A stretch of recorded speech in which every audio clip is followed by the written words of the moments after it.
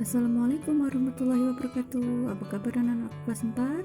Semoga kalian tetap semangat menyimak pembelajaran hari ini.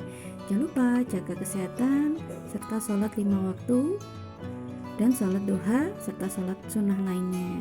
Nah, hari ini kita akan belajar tentang tema 2 subtema 1 PP5.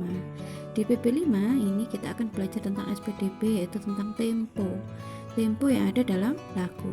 Nah, tempo lagu itu adalah cepat atau lambatnya lagu saat dinyanyikan.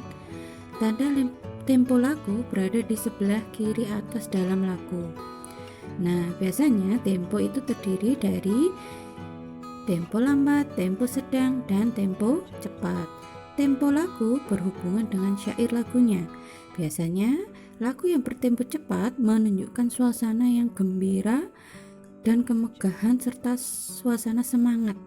Sedangkan lagu yang bertempo lambat menunjukkan suasana sedih dan khidmat. Alat untuk mengatur tempo lagu itu disebut metronom. Nah, biasanya tempo biasa ditulis dengan tanda tempo. Nah, berikut adalah tanda tempo. Tempo cepat itu ada yang bernama allegro, nesto, dan vivace. Sedangkan tempo sedang itu ada moderato, andante, dan andantino. Sedangkan tempo lambat itu ada adagio, largo, dan lento. Nah, itu adalah nama-nama tanda tempo yang mana termasuk tempo cepat itu apa saja, tempo sedang apa saja, dan tempo lambat apa saja. Nah, untuk tugas SPDB kalian mengerjakan ayo berlatih halaman 86 nomor 1 sampai 3, ditulis langsung jawabannya di buku tulis tema 2. Nah, untuk pelajaran selanjutnya yaitu kita akan belajar tentang IPS, tentang sumber daya alam yang mana berdasarkan kondisi alam yang ada di Indonesia. Nah, sumber daya alam terbesar itu ada di Indonesia ya, Nana. Biasanya sumber daya alam tersebar di seluruh Indonesia itu sangat beragam. Yang mana sumber daya alam setiap pulau tidak selalu sama dan berbeda karena perbedaan kondisi alam.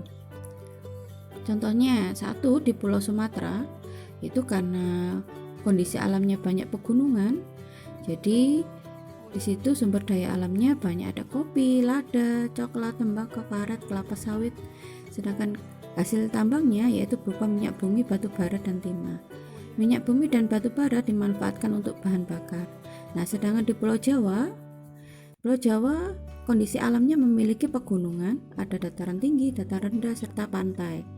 Nah, biasanya daerah pegunungan dan dataran tinggi itu sumber daya alamnya berupa teh, kopi, dan kina, sedangkan dataran rendah berupa persawahan yang tersubur di Indonesia.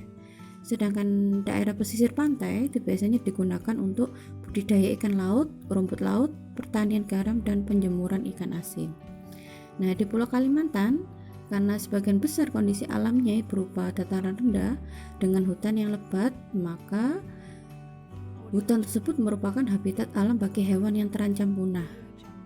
Contohnya seperti orang hutan. Hutan yang ada di Kalimantan biasanya dimanfaatkan untuk ditanami berbagai sumber daya alam berupa kelapa sawit, karet, dan rotan. Sedangkan hasil tambang yang ada di Kalimantan berupa minyak bumi dan batu bara. Nah, di Pulau Sulawesi itu menghasilkan pala dan jagung. Biasanya jagung dimanfaatkan sebagai bahan makanan, pala dimanfaatkan sebagai bumbu masakan. Sepanjang pantai Sulawesi yaitu dimanfaatkan untuk perkebunan kelapa dan menghasilkan barang tambang berupa aspal, yang mana aspal dimanfaatkan untuk pembuatan jalan raya. Nah, di Pulau Papua, kondisi alamnya sebagian besar merupakan hutan konversi dan hutan lindung. Sagu merupakan salah satu sumber daya alam Papua, yang mana sagu itu dimanfaatkan manusia sebagai makanan pokok,